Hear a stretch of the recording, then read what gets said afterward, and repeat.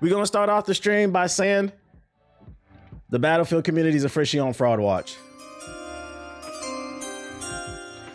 Now, shout out to Dizzler with the sub. Shout out to Conky with the sub. And this is my favorite resubscriber on the Citadel. Freaking the Battlefield beta this past weekend and the weekend before that was a lot of fun, but I gotta put them on Fraud Watch. Don't get me wrong, the game is fun. I understand why people are pre-ordering it. This game was breaking records during the beta. Saw lots of clips going viral. People were enjoying the gunplay, the game modes, the maps, the characters, the weapons.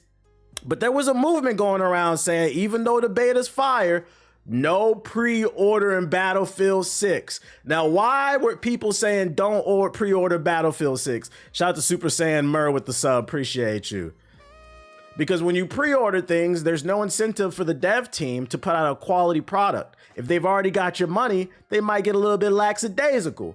So there's been this movement about don't pre-order this and don't pre-order that. And the latest game to have a don't pre-order movement on social media was Battlefield, especially because it's EA, one of the most egregious companies when it comes to microtransactions and business models, especially with Madden and FIFA. I'm here to say, guys, ladies and gentlemen, the Battlefield 6 don't pre-order movement was fraudulent. According to Eurogamer, Battlefield 6 is on track to do the best. Your resub is cool, but honestly, there's shout out to Dachi with the sub. Resubscribe to, and that's Sonic. I repeat, the best Battlefield has ever done. And past 1 million in Steam pre-orders. Analysts predict. This is crazy because this is coming fresh off the heels of I'm not buying the Nintendo Switch 2 because it's too expensive. The games are too expensive. The week it came out, it broke records. It was the fastest selling new console in gaming history. Now following that up is the new shooter from EA, which is doing the best pre-orders ever in Battlefield history. They wanted 100 million concurrent players. That was their goal. They've already got 1 million. Do y'all really believe Battlefield 6 is going to kill COD? That's not even the conversation. What are you talking about? In case you somehow missed it, Battlefield 6 has taken the world by storm right now. The upcoming EA shooter is currently on its second early beta, having one last week brought in concurrent player counts over 400,000 on Steam alone. As such, BF6 is currently pointing as it stands, bat in hand, lining up an absolute scorcher for the launch in October. Early indications of just how successful BF6 will be are hard to parse, but video game analytics company Alina Analytics stated that the game had 605 Steam pre-orders as of August 12th. Today's the 18th. That's certainly an eye-watering number. So to learn about Battlefield 6 momentum as well as its impact on the wider FPS space and more, Eurogamer sat down and chat with somebody I don't give a fuck with in analytics. The point I'm trying to make is this is all a lie, man. It's all a lie. This goes back to the biggest problem in gaming is capitalism. The corporation's goal is to extract as much resources from you without doing as little work as possible, keeping their overhead low and their profits high. It is your job as a consumer to make sure you get the best product possible. Who gives a fuck what the corporation has to do? Make them fight for your dollar. And I told y'all, at what point do we have to I didn't pre-order this game. At what point do we have to ask, do y'all like getting bent over?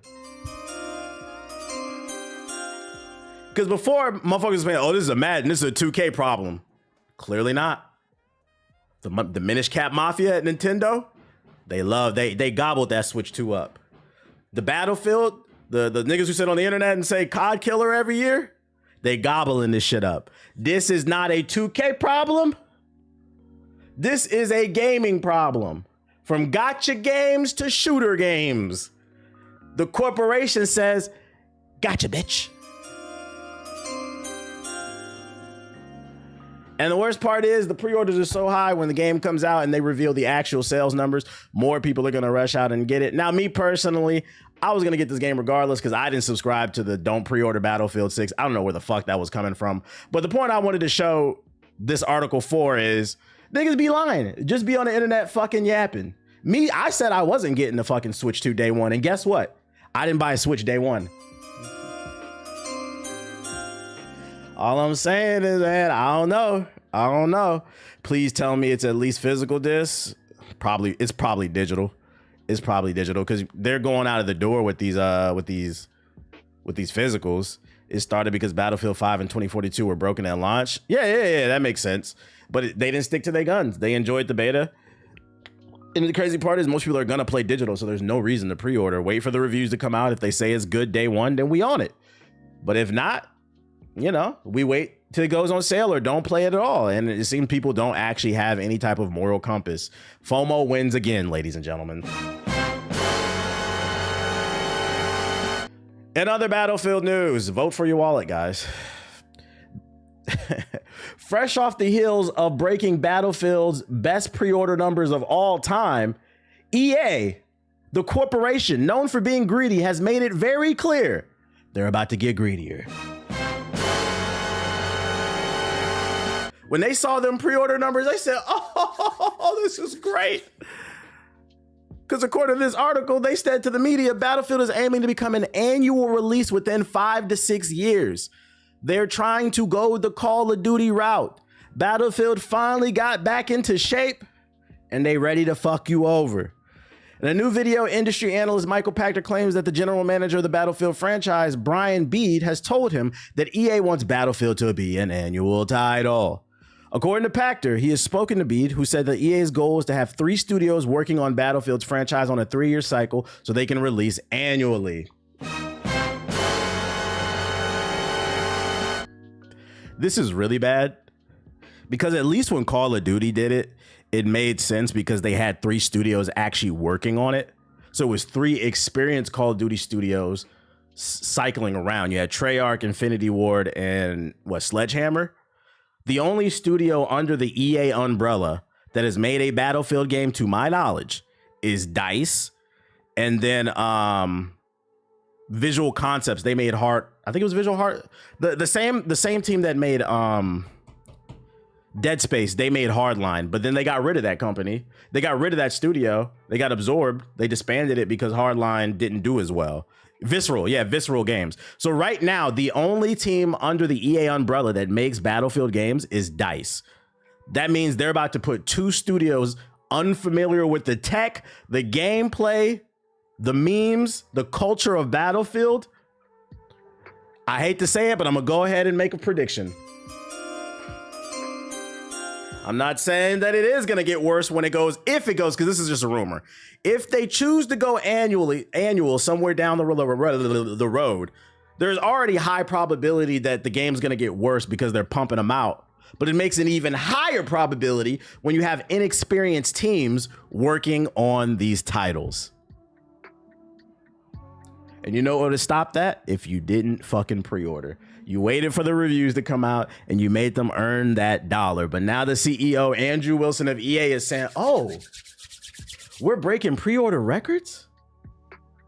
We're going annual, baby. Bring it in. And I'm gonna make another prediction. The Bacon skins, the Nicki Minaj skins, the Transformer Ninja Turtle skins are not here now. But when the game goes annual, if it does, they're going to need to put something in the game to keep you in the seat. So here come the Metabots. Here come the Pokemon. Here comes Quagmire with the fucking G36 red dot. It's coming, guys. It's fucking coming. You remember who said it first. Yo, shout out to Philly with the sub. I appreciate you. With the big Joning sub too. I appreciate you. For those just coming in, hit the like button on YouTube. We got subs now on YouTube. Subscribe it up. Join the private Discord. Shout out to Mikey Boy with the sub. Appreciate it. That's what I like to see. Those who actually were interested in subbing, y'all coming through. I'm seeing the sub. Shout out to Mikey with the sub. Another Joning sub. Okay. I appreciate it. The Chingy skin. We about to get the Chingy skin, bro.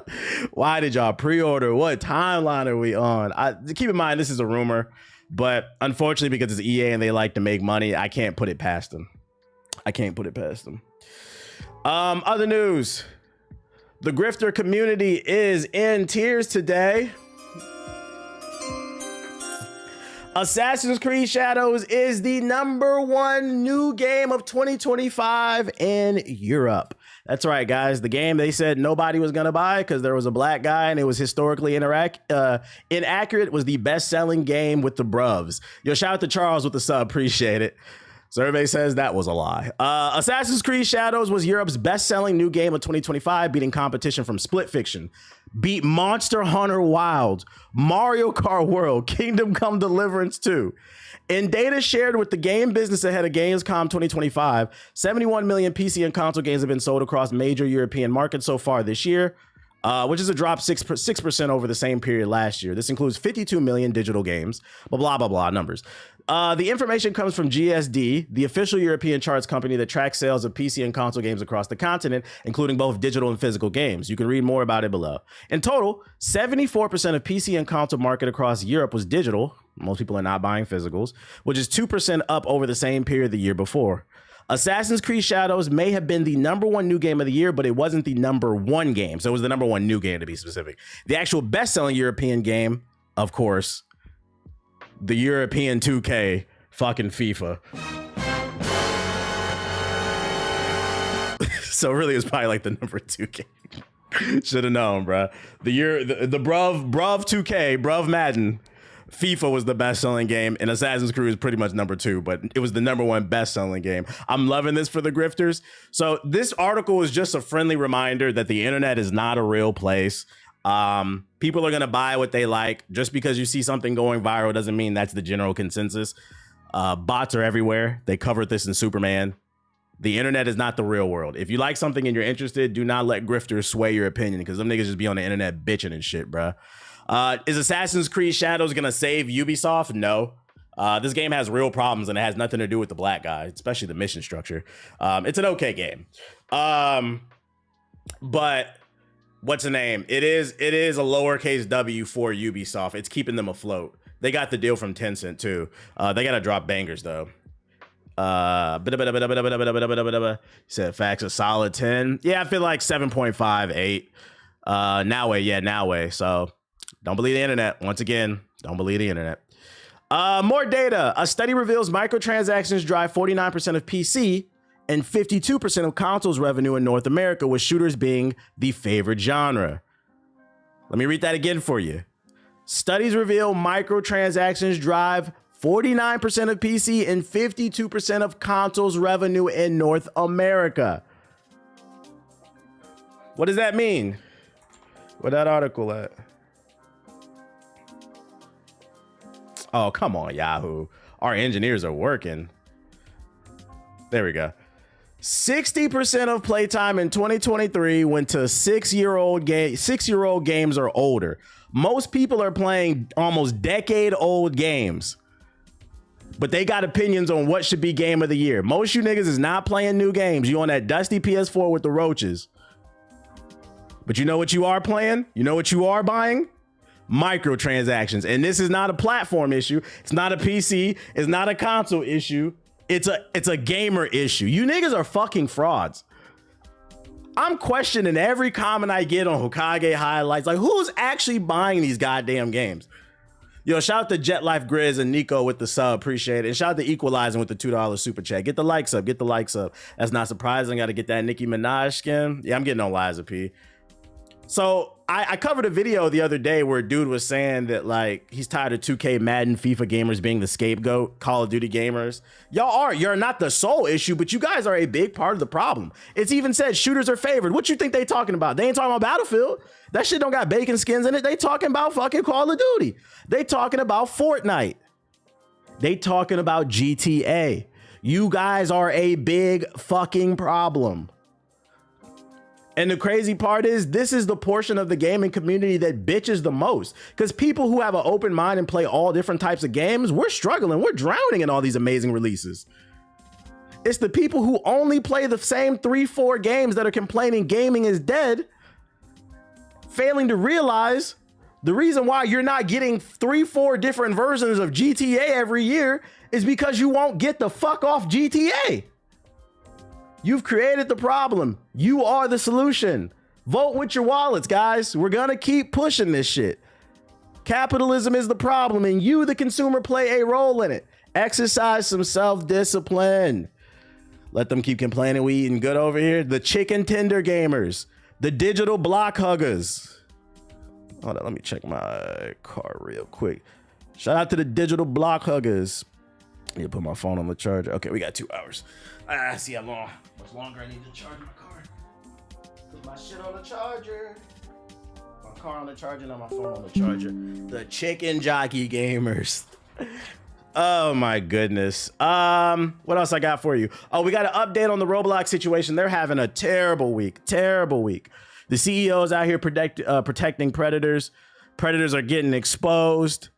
We saw the CEO was at the inauguration. They put out a what's that shit called? A petition to try to make him step down. And now the entire state of Louisiana is suing Roblox.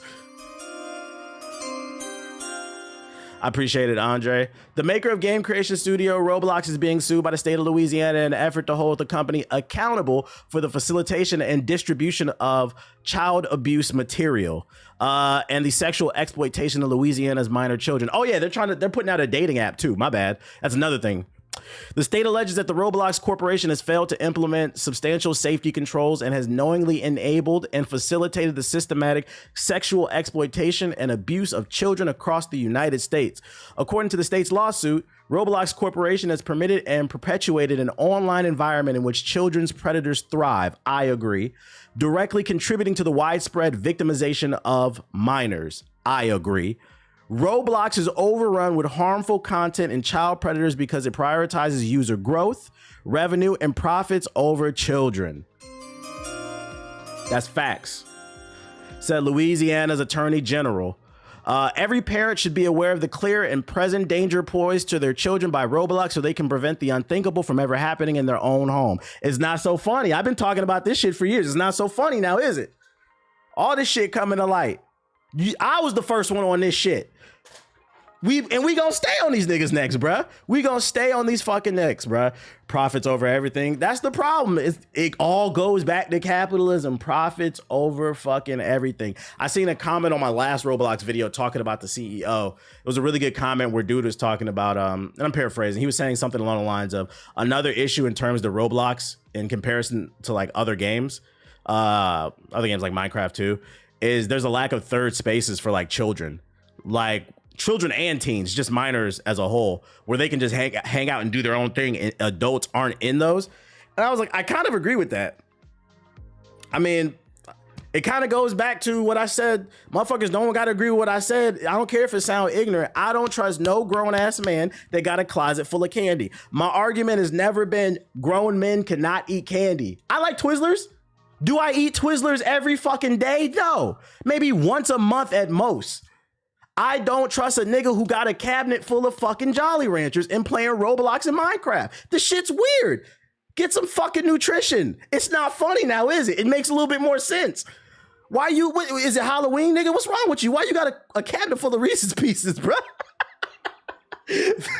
Facts, there's no more. So like, yeah, I was kind of agreeing with what he said. There's no third spaces for kids where like, me personally, kind of reframing to the candy thing. I've outside like a couple things. I remember because I streamed it one time, the Call of Duty clone that got made inside of Roblox's engine. That was fucking cool. It was interesting to see how people use the Roblox tools, and I streamed that. That was really impressive, right? But I don't be on Roblox like that. Like me personally, I need to get a, like, yo, you start asking some of y'all homeboys, like, why are you on Roblox so much? If you're not playing with your little nieces and nephews, like, why are you on that bitch so much? What do you like about that? You're 37 on the O-Block server, nigga. You're 25 on the Ice Spice Munch World server. Like, what are we talking about here? These be the same niggas talking about gaming is dead. Get the fuck off the Munch server, you fucking bitch. Shit is weird. It just doesn't cross my fucking mind. I don't want to go to Disneyland. I don't want to hang out at Roblox. I don't want to recreate Tilted Towers in Minecraft. And I don't have a pocket full of Jolly Ranchers, you bitch ass niggas. Shit is creepy. Parents always talk to your kids, man. Pay attention to what they gonna. It's not funny anymore. All the evidence is coming to light. We gonna stay on this Roblox shit, bruh. I'm gonna keep warning people. The Munch servers, they got them. That shit is weird. And the Munch server is a perfect example. Like, how the fuck was that even allowed? Roblox is a primarily kids game.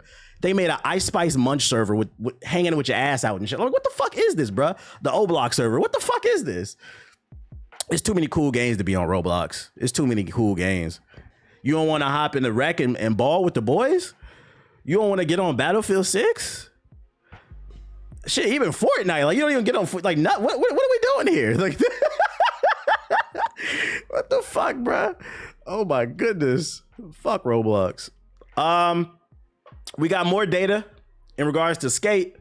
I've been on Skate's ass. A lot of people, y'all don't want to hear this shit, but like ever since they revealed the gameplay, I just been seeing red flag after red flag. They showed the gameplay, the level wasn't loading in, wasn't nothing to do. They said ain't no story mode in this. And we got a couple more articles in regards to Skate. I'm just seeing more yellow flags. I'm not gonna lie. Shout out to Majestic7 with the sub. The newest Skate game will emphasize player and board customization. I'm gonna read that again. The newest Skate game will emphasize player and board customization.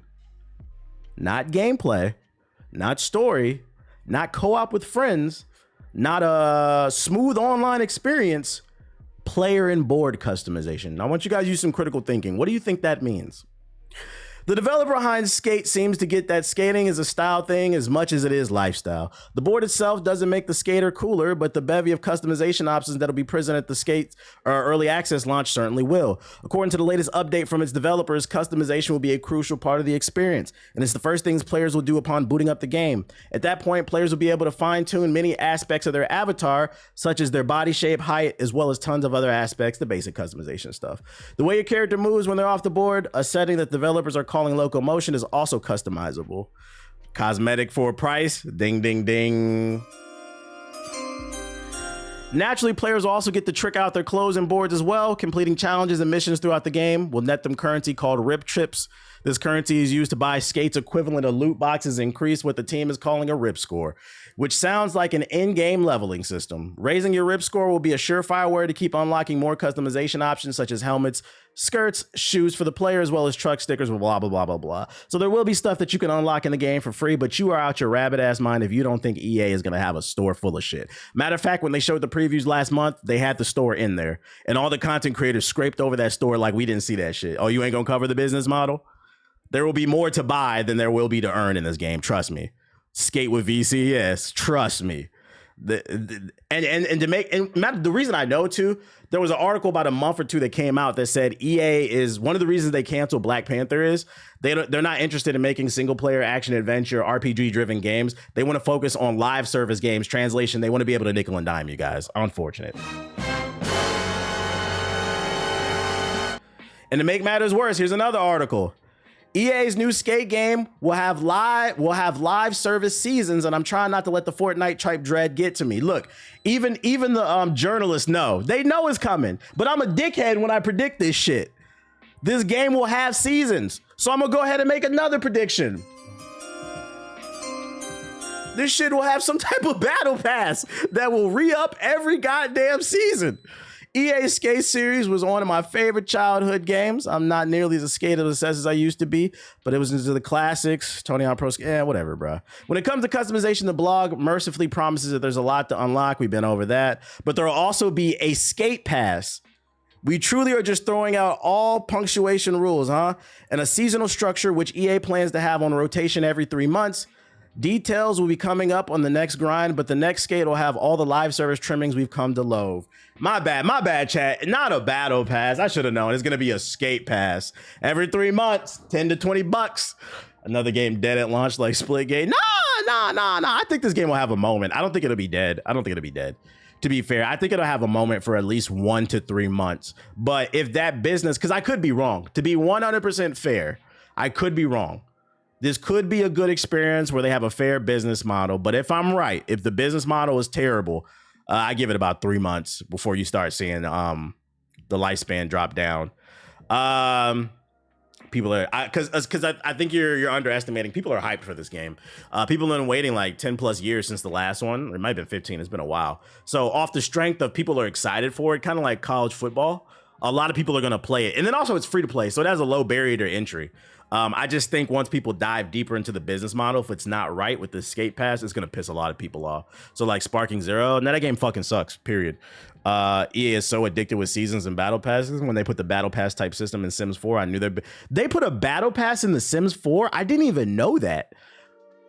That's fucking gross. That's gross.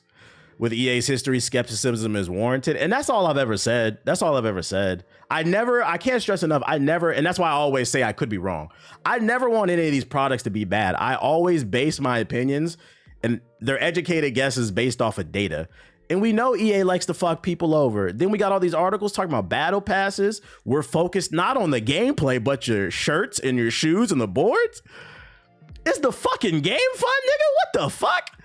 What kind of content you got coming? What kind of online modes do we have to play with our friends? I don't know. What up, Ricky? I see you. Shout out to Ricky in the chat. Yeah, what kind of story we got? Can we play with friends? You talking about battle passes? The game is not done. That's a red fucking flag. And at what point do people wake up and get out their fucking feelings, bro? You could save a lot of money if you stop being a little bitch. Gameplay not priority is doomed to be yeah. We've been waiting 15 years for this game and you ain't talking about the gameplay. Oh, they mean the event quest shit. I had a bad feeling about it. It's free, but they're gonna make it paid. It's gonna be a freemium game. It's gonna be free, but all the cool stuff is gonna be locked behind a paywall. So then, unfortunately, you're gonna get made fun of, and this is what they do. You're gonna get made fun of by people who did buy stuff, which peer pressures you into buying things. And I hope y'all don't fall for that, especially because the game probably be dead in 3 months. Just get off the game. Yeah, there's no story if I'm not mistaken. Yeah, it's just challenges, just online challenges.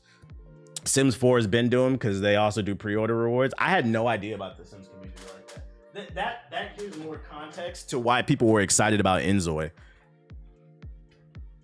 Shout out to Treason with the super chat. Mafia is a really good storyline. It's got me locked in. From the reviews I've seen with Mafia, a lot of people seem like the story's like a 9, but the gameplay is like a 6 or a 10. So it's like a 7. They need a competitor so bad. We'll see how Enzoy performs when it comes to console.